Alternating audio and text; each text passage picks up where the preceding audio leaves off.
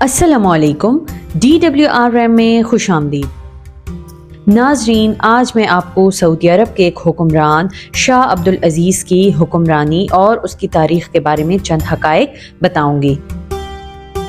سعودی عرب کے دارالحکومت ریاض میں واقع شاہ عبدالعزیز کا تاریخی مرکز مربع محل کے سابقہ احاطے پر بنایا گیا تھا اور یہ پرانے شہر کے شمال میں تقریباً 1.5 کلومیٹر کے فاصلے پر ہے۔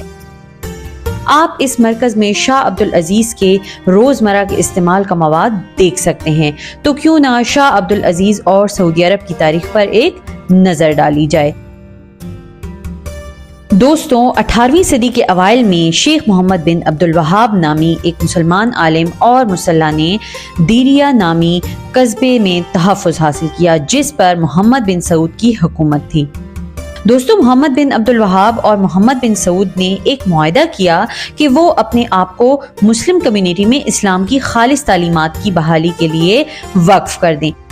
اسی جذبے کے تحت بن سعود نے 1727 میں پہلی سعودی ریاست قائم کی، جو بن عبدالوہاب کی روحانی رہنمائی میں ترقی کرتی رہی، جسے محض شیخ کے نام سے جانا جاتا تھا۔ ناظرین، 1788 تک سعودی ریاست نے نجد کے نام سے مشہور پورے مرکزی سطح مرتفع پر حکومت کی۔ 19ویں صدی کے اوائل تک اس کی حکمرانی مکہ اور مدینہ سمیت جزیرہ نما عرب کے بیشتر حصوں تک پھیل گئی۔ آل سعود کے حکمرانوں کی مقبولیت اور کامیابی نے سلطنت عثمانیہ کے شکوک کو جنم دیا، جو اس وقت مشرق وسطی اور شمالی افریقہ کی غالب طاقت تھی۔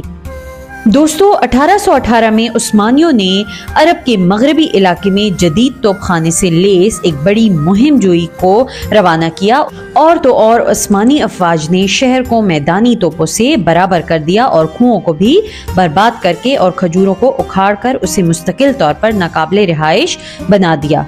اس کے علاوہ 1824 تک آل سعود خاندان نے مرکزی عرب پر دوبارہ سیاسی کنٹرول حاصل کر لیا تھا۔ سعودی حکمران ترکی بن عبداللہ ال سعود نے اپنا دارالحکومت ریاض منتقل کیا، جو دیریہ سے تقریباً 20 میل جنوب میں واقع ہے، اور دوسری سعودی ریاست قائم کی۔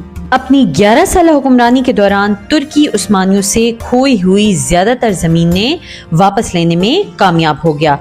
1865 میں عثمانی فوجوں نے سعودی ریاست کے کچھ حصوں پر قبضہ کر لیا، جس پر اس وقت فیصل کے بیٹے عبد الرحمن کی حکومت تھی۔ ایک بہت بڑی اور بہتر لیس فوج کا سامنا کرتے ہوئے عبد الرحمن بن فیصل السعود کو 1891 میں اپنی جدوجہد ترک کرنے پر مجبور کیا گیا۔ اس نے مشرقی عرب کے وسیع ریت کے صحرا میں بدو قبائل کے ساتھ پناہ لی، جسے رب الخالی کہا جاتا ہے یا خالی کوارٹر۔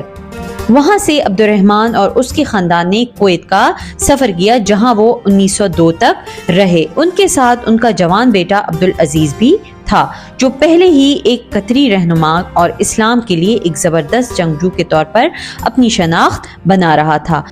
نوجوان عبدالعزیز الرشید خاندان سے اپنی سرپرستی دوبارہ حاصل کرنے کے لیے پرعزم تھا، جس نے ریاض پر قبضہ کر لیا تھا اور وہاں ایک گورنر اور گیریزن قائم کیا۔ 1902 میں عبدالعزیز نے صرف 40 پیروکاروں کے ساتھ شہر کے گیریزن، جسے مسماک قلعہ کے نام سے جانا جاتا ہے، اس پر دوبارہ قبضہ کرنے کے لیے ریاض میں ایک جرأت مندانہ نائٹ مارچ کیا۔ یہ افسانوی واقعہ جدید سعودی ریاست کی تشکیل کا آغاز ہے۔ ریاض کو اپنے صدر مقام کے طور پر قائم کرنے کے بعد عبدالعزیز نے مکہ اور مدینہ سمیت تمام حجاز پر 1924 سے 1925 تک قبضہ کر لیا۔ اس عمل میں اس نے متحارب قبائل کو ایک قوم بنا دیا۔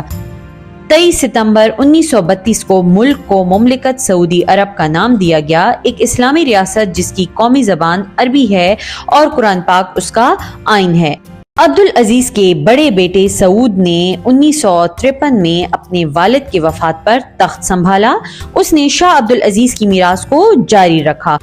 اس کے علاوہ وزراء کی کونسل بنائی اور صحت، تعلیم اور تجارت کی وزارتیں قائم کی۔ دوستو، شاہ فیصل نے 1964 سے 1975 تک سعودی عرب پر حکومت کی۔ شاہ فیصل کے بعد شاہ خالد نے 1975 سے 1982 تک حکومت کی اور یہ سفر جاری رہا۔ پھر شاہ فہد نے 1982 سے 2005 تک حکومت کی، شاہ عبداللہ نے 2005 سے 2015 تک حکومت کی اور اب شاہ سلمان 2015 سے حکومت کر رہے ہیں۔ دوستو، امید ہے کہ آپ کو شاہ عبدالعزیز کے خاندان کی یہ مختصر تاریخ اور ریاض میں شاہ عبدالعزیز کے تاریخی مرکز کے بارے میں حقائق پسند آئے ہوں گے۔